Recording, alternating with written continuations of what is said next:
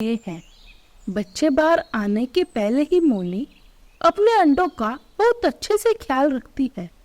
मोनी ने आने वाले बच्चों के लिए अलग अलग 3 झूले भी बना लिए हैं। एक दिन मोनी के घोंसले के पास से एक शिकारी चील शिकार की तलाश में घूम रही थी।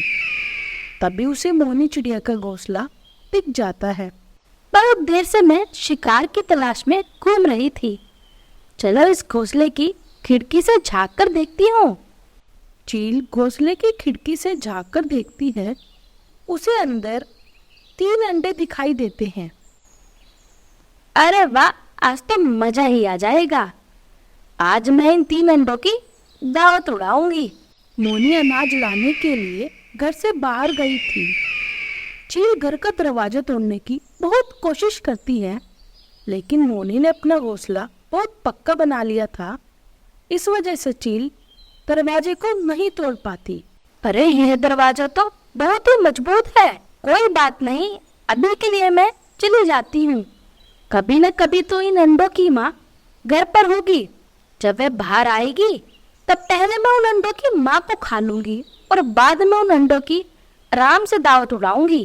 चील फिलहाल के लिए यहाँ से चली जाती है। कुछ देर बाद मोनी अनाज लेकर घर आ जाती है। देखती है कि दरवाजे पे किसी बड़े पक्षी के पंजों के निशान हैं। मोनी जल्दी जल्दी घर के अंदर जाती है और अपने अंडों को देखती है। अरे बाप रे, लगता है जब मैं बाहर अनाज लाने के लिए गई थी तभी कोई शिकारी पंछी यहाँ आया था। अच्छा है मैंने मेरा घोंसला बहुत पक्का बनाया है। ऊपर वाले तेरा लाख लाख शुक्र है। कुछ दिन बीत जाते हैं। अंडे से 3 प्यारे प्यारे बच्चे बाहर आ जाते हैं। बच्चों ने अभी आँख भी नहीं खोली थी, वे बहुत ही भूखे थे। मैं बाहर जाकर थोड़ा अनाज लेकर आती हूँ। चील घोंसले के बाहर ही उसका इंतजार कर रही थी। जैसे ही मोनी बाहर आई, चील ने उसका रास्ता रोक लिया। अरे चिड़िया, कहाँ जा रही हो? जी मैं अपने बच्चों के लिए अनाज लेने जा रही हूँ। अब तुम सीधा मेरे पेट में जाओगी और बाद में मैं तुम्हारे 3 बच्चे। बहुत दिनों से मैं तुम्हारे घोंसले पर नजर रखी हुई थी। मैंने तुम्हारे घर का दरवाजा तोड़ने की बहुत कोशिश की थी, लेकिन तुमने तो अपना घोंसला बहुत ही पक्का बनाया है। मैं तुम्हारे बाहर आने का इंतजार कर रही थी और आज वह दिन आ ही गया। चील बहन, मुझे और मेरे बच्चों को मत खाना। चील सोचने लगी। चील के दिमाग में एक आइडिया आया। अगर मैंने अभी इसे और इसके बच्चों को खा लिया तो कल फिर से मुझे शिकार की तलाश में घूमना पड़ेगा। मैं एक काम करती हूँ। देखो चिड़िया, मैं तुम्हें और तुम्हारे बच्चों को नहीं खाऊंगी, लेकिन इसके बदले तुम्हें मेरे लिए हर रोज एक नया शिकार लेकर आना पड़ेगा। अगर एक दिन भी शिकार लेकर नहीं आई तो मैं तुम्हारे बच्चों को उठाकर ले जाऊंगी। नहीं नहीं, ऐसा मत कीजिए। मैं रोज आपके लिए शिकार लेकर आऊंगी, बस मेरे बच्चों को मत खाना। मैं अपने बच्चों से बहुत प्यार करती हूँ। ठीक है, अब जल्दी से जाओ और मेरे लिए शिकार लेकर आओ। उधर कानू कौवा अपने घोंसले में आराम कर रहा था। तभी उसने अपनी खिड़की से देखा मोनी जल्दी जल्दी कहीं पर जा रही थी। उसे लगा मोनी अनाज लाने के लिए बाहर गई है। थोड़ी देर बाद कानू ने देखा मोनी अपने मुंह में एक मरा हुआ पक्षी लेकर वापस आ रही थी। अरे यह मैं क्या देख रहा हूँ कि मोनी मरा हुआ पक्षी लेकर कहाँ जा रही है।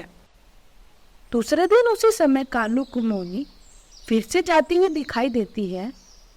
इस बार मोनी एक मरे हुए खरगोश को लेकर जा रही थी।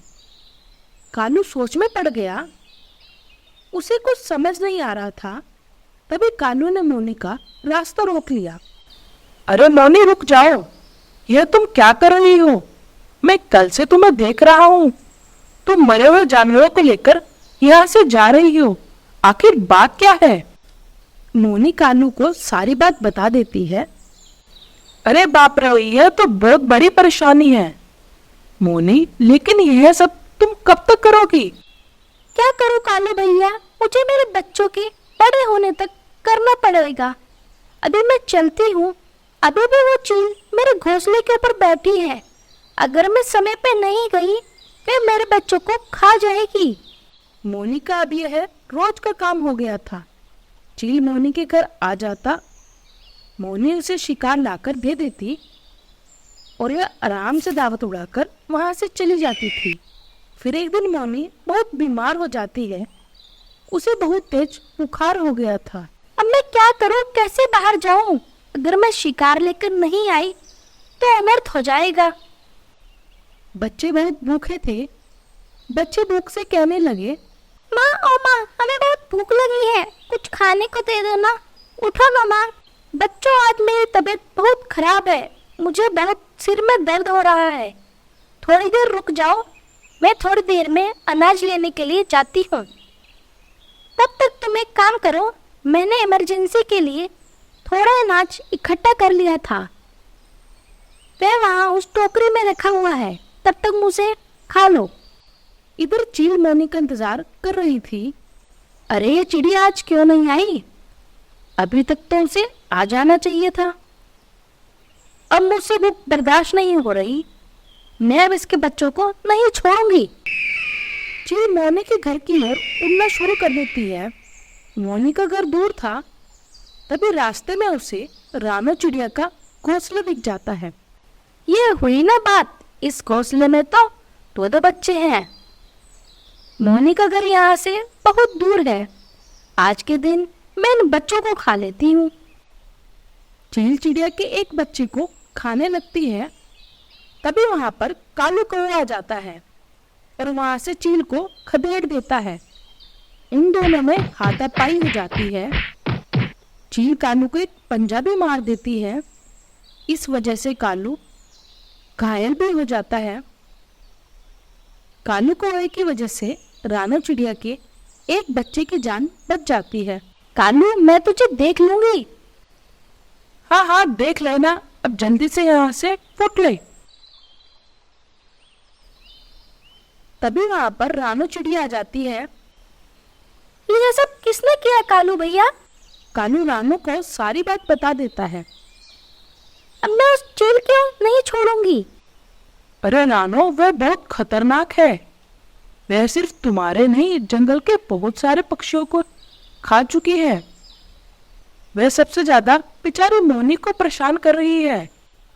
कालू मन ही मन में सोच रहा था, ऐसे ही चलता रहा तो जंगल में एक भी पक्षी नहीं बचेगा। मुझे कुछ ना कुछ तो करना पड़ेगा। तभी कालू के दिमाग में एक आइडिया आता है। कालू और रानो मोनी के घर आ जाते हैं। मोनी की तबीयत ठीक हो गई थी। कालू मोनी को सारी बात बता देता है। मोनी, तुम्हारी तबीयत ठीक न होने के कारण आज तुम उसके लिए शिकार नहीं लेकर गई, इसलिए वह शायद तुम्हारे पास आ रहा था। रास्ते में उसे रानो चिड़िया के बच्चे दिखाई दिए और उसने ऐसा किया। अब वह तुम्हारे पास कभी भी आ सकता है। उसके पहले हमें कुछ ना कुछ करना पड़ेगा। लेकिन हम कर क्या सकते हैं कालू भैया? मेरे पास एक आइडिया है। कालू और रानो चिड़िया बाज के घर आ जाते हैं। कालू बाज को सारी बात बता देता है। बाज कहता है, ठीक है, तुम अभी अपने घर जाओ और अपने बच्चों का ध्यान रखो, मैं उस चील को देख लूंगा। तभी बाज चील के पास जाता है और कहता है, तुम लोगों को परेशान क्यों कर रही हो? चील कहती है, तुम अपने काम से काम रखो, मुझसे फालतू बोलने की कोई जरूरत नहीं है। यह बात सुनकर बाज को बहुत गुस्सा आ जाता है और वह चील को मार देता है। इस तरह पक्षियों को उस चील से छुटकारा मिल जाता है। इससे सभी पक्षी खुश हो जाते हैं और अब सब पक्षी खुशी खुशी रहने लगते हैं।